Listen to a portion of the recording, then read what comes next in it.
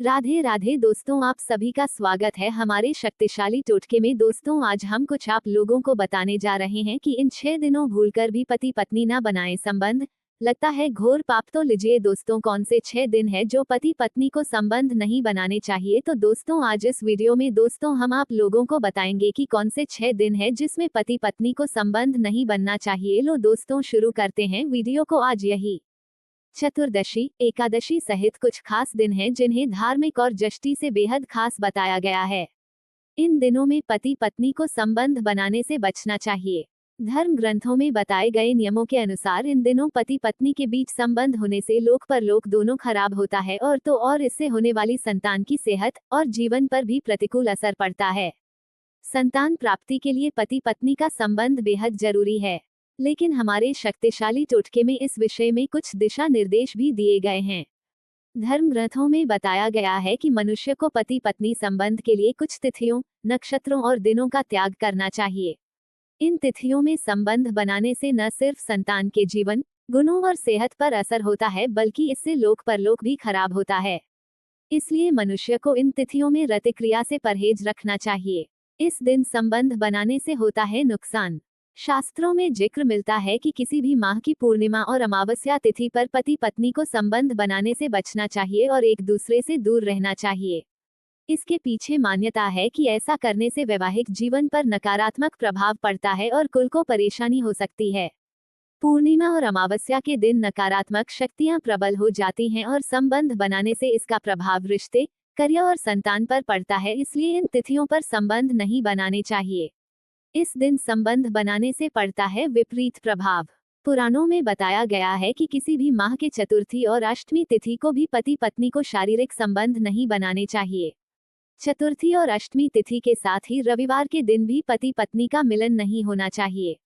ऐसा करने से संतान और करियर पर इसका विपरीत प्रभाव पड़ता है और कई तरह की समस्याओं का सामना करना पड़ता है।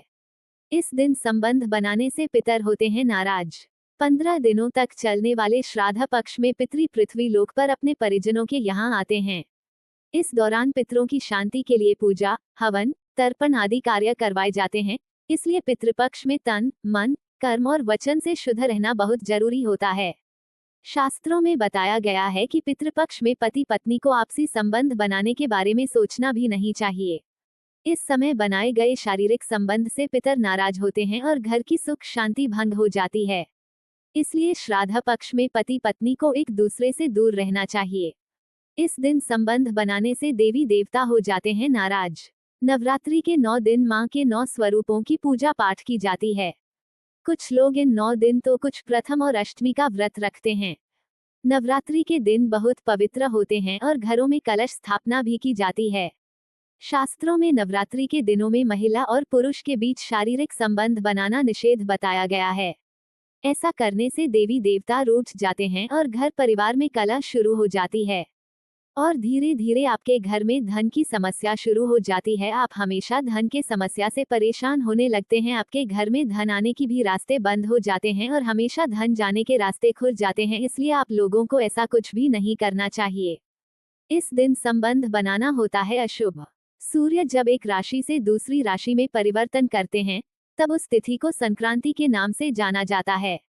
शास्त्रों में संक्रांति पर स्नान, ध्यान और दान करने का विशेष महत्व बताया गया है। इसलिए इस तिथि पर महिला और पुरुष के बीच नजदीकी कायम करना अशुभ होता है। ऐसा करने से उनके रिश्ते पर इसका नकारात्मक प्रभाव पड़ता है और जीवन में कई तरह की समस्याओं का सामना करना पड़ता है। इन दिनों पूरे दिन करें ब्रह्मचर्य का पालन। इन तिथियों के अलावा जो व्यक्ति किसी भी दिन उपवास रखता है, उस दिन भी शुद्धता और पवित्रता का ध्यान रखना चाहिए।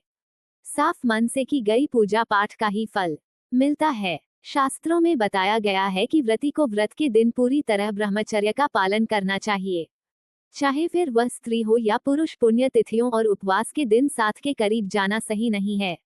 दोस्तों, अगर यह जानकारी अच्छी लगी हो तो लाइक, सब्सक्राइब, कमेंट करें और अपने दोस्तों के साथ शेयर करें।